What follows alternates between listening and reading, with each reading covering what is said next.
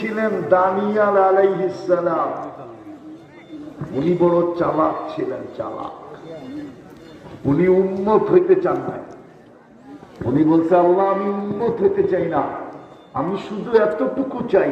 বাদায়া নেহায়া লেখা আছে, আমি শুধু এতটুকু চাই, উম্মতে মুহাম্মদী যখন আসবে আমাকে যেন এতদিন সুরক্ষিত রাখা হয় আপনার কুদরত দিয়া। যেদিন উম্মতে মুহাম্মদী আসবে ওরা যেন আমাকে নিজের হাতে কাফন পরায়া দাফন করে দেয়। আল্লাহ কবুল করছিলেন ওনার দোয়া।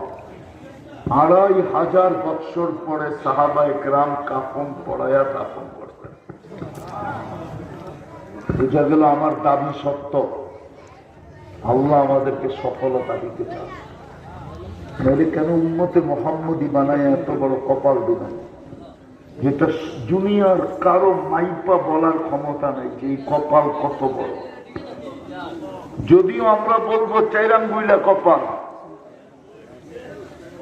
আমরা যদিও বলি আমাদের কপালটা চাইরাঙ্গুইলা, কিন্তু আপনি দেখতেছেন চাইরাঙ্গুল, আসলে এটা চাইরাঙ্গুল না।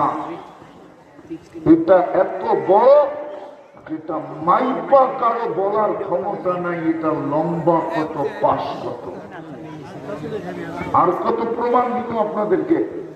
যদি কপাল এত বড়ই না হইতো তাহলে ঈসা আলাইহিস সালাম কেন চোখের পানি ঝরায়া উম্মত হইতেন? মুসা আলাইহিস সালাম কেন কিতাব সরায়া দিয়া উম্মত হতে চাইতেন? দানিয়াল আলাইহিস সালাম কেন নিজেকে সুরক্ষিত রেখা ২৫০০ বৎসর পরে এই উম্মতের হাতের কাফন আর দাফন মঞ্জুর করে? বুঝা গেল আমাদের কপাল বড়।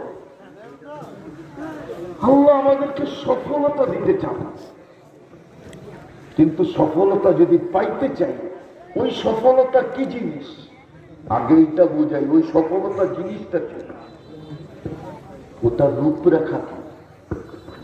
ওই সফলতা হলো জান্নাত। কি? আরে জোরে বলেন না।